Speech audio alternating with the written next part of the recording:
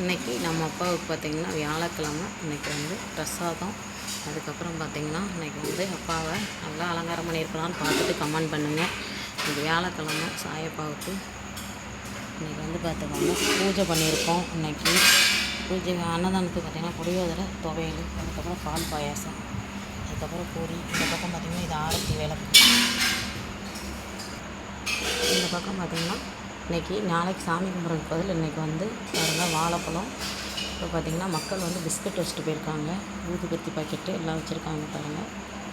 இந்த பக்கம் நான் என்னால் முடிஞ்ச வாழைப்பழம், கொய்யாப்பழம், அதுக்கப்புறம் பொரி, சுண்டல், மாதுளம்பழம் எல்லாமே வச்சாச்சு. அப்பா எப்படி இருக்காருன்னு கமெண்ட் பண்ணுங்கள்.